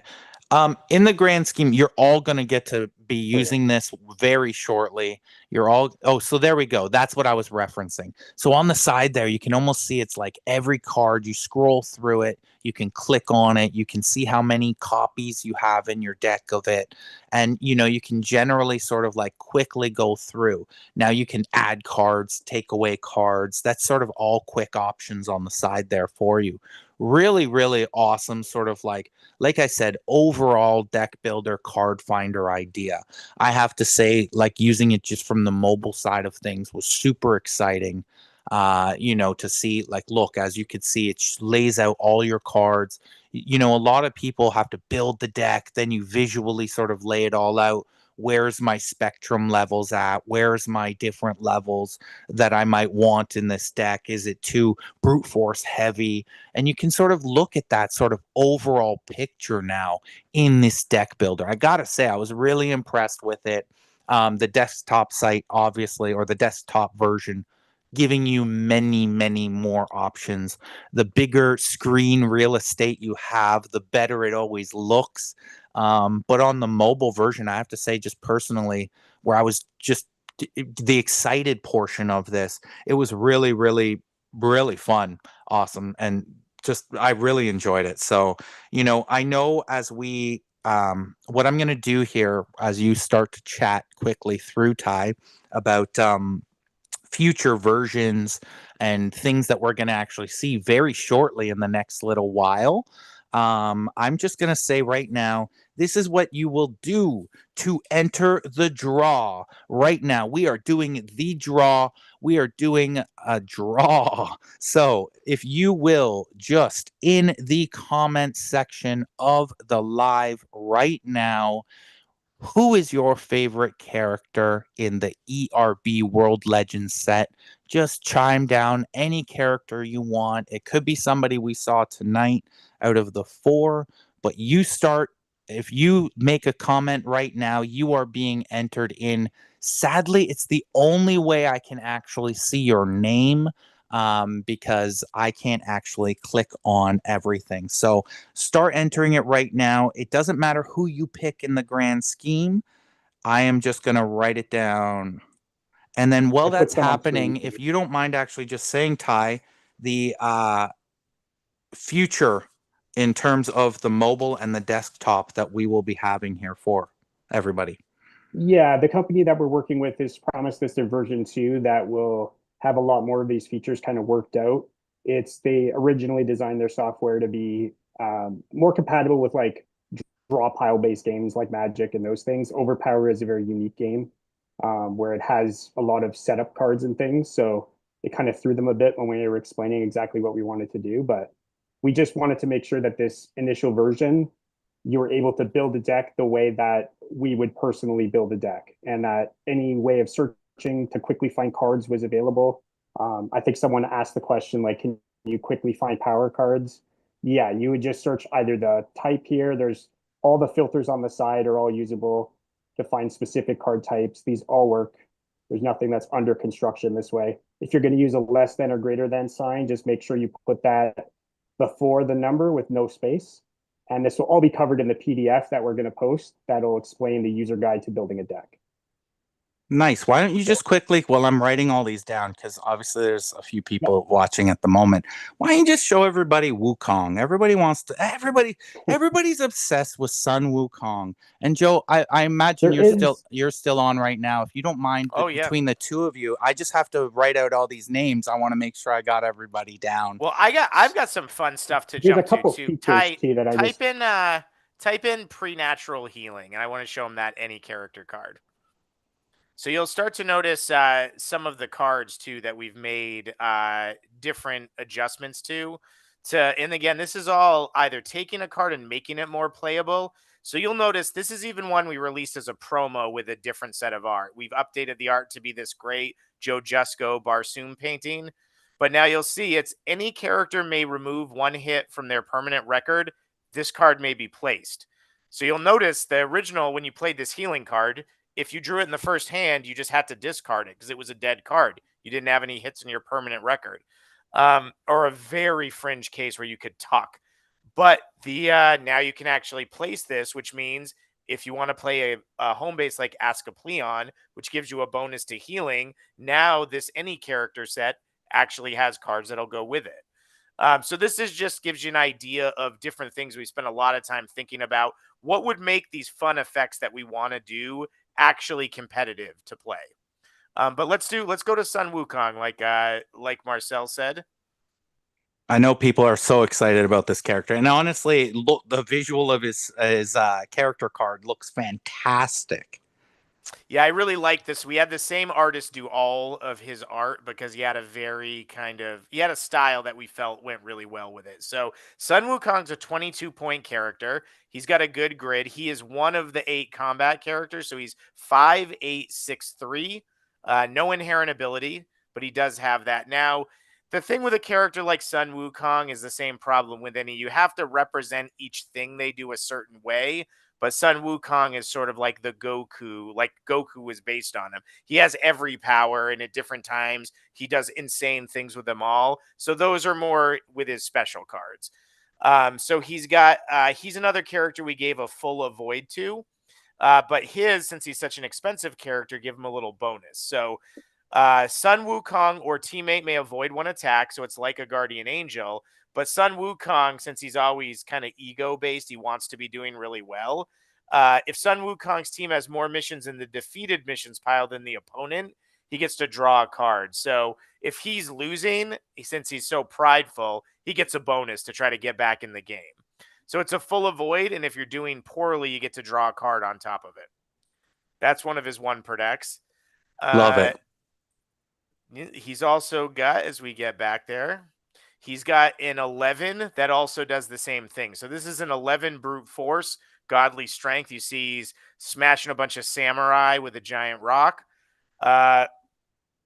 This acts as an 11 brute force attack. It doesn't count to venture unless Sun Wukong's team has more missions in the defeated pile than opponent.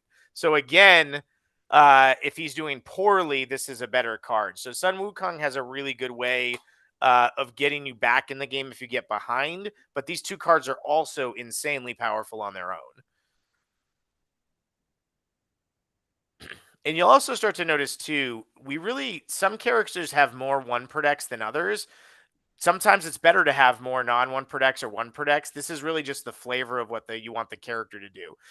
Sun Wukong can split into the different elements. And so you'll actually notice some fun Easter eggs where there's the air, fire, and earth sections of Wukong that he splits into. You'll also notice there's 3 teamwork cards that have those 3 versions of him, and each one is featured in the front for a different power type. So just a lot of we really tried to think about how we were representing these characters and then how they're getting represented on the different cards. So this is you'll remember this is a similar effect in one of the old games. Discard all placed cards on Wukong and remove all hits from his current battle and permanent record. So this is really probably one of the cards that gets him the 22 rating, because if he has another card that we'll look at that allows him to shift hits to himself, you can set up a situation where he can shift a bunch of cards to himself, and then if the one per deck goes off, those cards are discarded. It says just remove them; they don't go to the astral plane, so you can actually get rid of some of the venture. This is his ability to shift the cards back and forth. This one was really good. I used him with Tarzan, so I kept putting this card on Tarzan. And if you remember that inherent ability we spoke about, any of the brute force attacks that I shifted to Tarzan, I could use the intellect cards to avoid. So this says choose Sun Wukong or frontline teammate. Any attacks made against Sun Wukong's team may be shifted to the chosen character for remainder of battle. Character may defend. So this basically is a one target, like everything sucks into that one character. If you want, you don't have to do it. If they start attacking someone else, you can let those hit or choose to defend them with the other character as well. But that card was that's probably his strongest card. It seems you don't realize how strong it is till you're in a game and you're like, oh, I don't want you to attack 2 characters. I'm going to make this other character, I get the ability to shift it to it. Okay, so we're getting close. So and if I'm correct, Sun Wukong was actually on the winning deck. Sean Sawyer won your playtest tournament. Is that correct? Yeah, yep. Sean had kind of a strength combat variant. So he was the only one that used Anubis, which again, that was what was great to see is just so you guys know, I think we had about 30 players show up to this playtest event. We put $500 up so that everybody would bring their most competitive decks. We wanted to see if something was broken. We didn't know. We were a little nervous about like Hercules. Like, did we make his full team avoid too good? But we really saw every power type was represented equally. We didn't see there was no one character on more than 2 or 3 decks. But we were actually testing Sun Wukong at the time at 21 points. So he got bumped back up to 22, and I think he's in the perfect spot. So it just goes to show you, we had him at 22 the whole play test. A couple of people were saying, I think he needs to be lowered. And then Sean, who was one of the designers, was like, no, he's too good at 21. You got to look at all the other characters. And it sort of shows you the holistic approach the designers come with. So he built a deck. And while I don't think it was broken, he had some competitive games. He was able to win the whole thing with a few combos that we decided it would be better if he was a little more expensive. Okay, so see if everybody's out there is listening, that's them actually doing a test design tournament. On top of that, they actually looked at the winning deck, understood what it was, and said, "Okay, we need to make a few changes based off of this or that in the grand scheme." That just shows right there that they're thinking in the grand scheme of the long run. From what I know, you guys are even testing your new releases with the old releases to make sure everything's good, right? Yeah, we do a lot. So I will say that the more we go on, we're considering the impact on legacy a little bit less. Not that we don't care about the impact, but we're really designing for the modern environment. And like anyone knows if they've played a CCG, when the first set comes out, it's super fun for a bit, but there's also limited choices, and you really get ready for that second set to come out because it's exponential. When you add our second set is adding 36 more characters. And then the third set is adding 36 more after that. So you're going to go from having a 40 character set to having what is it, 12 character set, 4 months into 2026. So, Joe, in this set though, there's 41 characters. Am I correct? Yeah, 40 with the variants of the Oh, angry mob. I think okay. that's So what we're gonna do right now is how I think we're gonna decide this. There were 42 people that just entered this competition right now okay. to win this spot in the nationals. So again, this is all coming out in the next little while. You will get a free spot in the nationals. You will not have to qualify. You could show up. Just make sure you bring a legal deck and you will get a spot to compete for a $25,000 prize pool. Unbelievable, my friends. I have given random numbers to all of these names, Joe. So I really just want you to pick a number between 1 and 42. And now you can do the fun, crazy thing of like picking 1 or 42, or you can pick your favorite number. Maybe you love Michael Jordan in the past, so you're 23 fan, or, 33, whatever your thought is. But it's randomized. It's not how you went into the system. It is completely randomized right now. So if you just pick a number between 1 and 42, you are going to change the fate of one of the players who entered right now, and we're going to announce it live. You will just message me and I will get you in contact with them in regards to getting this prize oriented towards you. Yes, Mage is using $25,000 prize pool for the nationals, and I believe it's $20,000 prize pool for the regional as well in that grand scheme. Regional of the Each regional, and there's 4 of them. So that is a total of $125,000 prize pool for the modern game of Overpower this year. Oh my God, is that exciting? Is there any restriction? Can people play in every regional if they wish? They can. We're not limiting the regionals because the prize is there. So you're gonna want to get up. You're going to want to play a lot of modern and get up on that, because I know some of the people are salivating to try to go to every one and see what they can win. But I also think with playing a lot of this with the play testers, you're going to be on a much more even playing field if you learn this set and the adjustments to the rule books quickly, because it plays very differently than the sets where you had so much defense and battle sites. It's definitely going to be a different game. You can already feel the flow of the game just through the cards we're even looking at. And, secondary effects on cards seem a lot more prevalent, as opposed to just this card did this one thing. Now it's like, well, here's a 5. If it hits you, reveal your hand. Or something fun that really changes it up in the grand scheme. How are we looking at the nationals? Like, if you don't mind me putting you a little bit on the spot here. No, absolutely. So obviously the number you're about to pick, I know everybody's going crazy right now. What number's in Joe's head right now? Don't say it yet. No, I won't say But it. how will the person?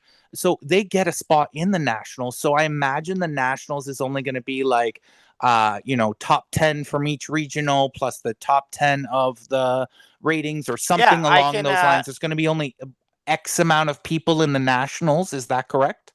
Correct. Yeah. And I can tell you, we've already had a lot of meetings to design this process. This is subject to change before May 9th. But generally, the thing that we think is going to happen now is it's going to include anyone that gets a top position at a regional. I think we're going to limit it to just the top 8 to start with. Okay. So all 4 regional top 8s, anyone that top 8s an NAOL event. So go to your NAOL events, you can still earn. Then we're going to use the rating system that we were talking about that exists on this.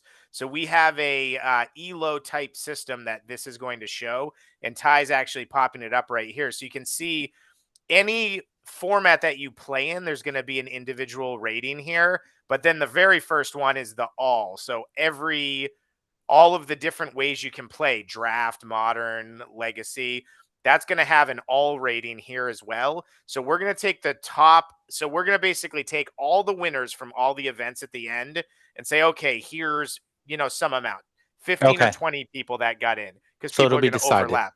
Then we're going to cross their names off this all list, And then we're going to say, like, all right, the top 15 to 20 people from the all list that haven't qualified yet, they get in. Okay, so yeah, there's going to be some matrix behind it, friends, that they'll get into more detail as the season starts to progress for the modern tournament format. But the big thing that we're going to do that we haven't announced yet, and we'll hype it up here too, these raffles are going to be held in different ways throughout the season as well. Probably one seed at every NAOL event.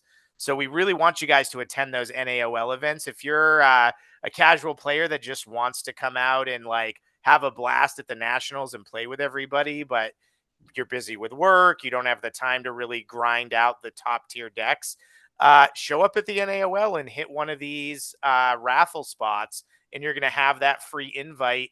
You're that free invite into the event. Love it. And of course, tonight, the number and the person who is the first person entered into the 2025 Lazarus Rising Games OverPower Nationals that will be held. Oh, we will find out tomorrow morning in, of course, the OverPower home base. And the number is, Joe, let's just do this. Let's get somebody a winner. Well, I'll let 1 to them know 42. why. The reason I picked this number is because when I used to have a film career, the very first giant toolbox I inherited to keep my tools in, the gentleman that built it had used doors that still had some numbers on it as an old address. And that number, which has always been a lucky number for me since, was 27. And we would refer to that as, hey, bring 27 over to the set. We need the tools out of it. So well, I'm going to pick the friends, number 27. I love that pick, and we're gonna tell you right away. This Is it young you, man, Marcel? no, I was not entered, sadly, in this competition. I thought about entering, and then I was like, if I win, nobody's gonna believe it. They're just gonna think I set it up in the grand scheme. So it has to go to somebody else. And honestly, what a unique player to go to.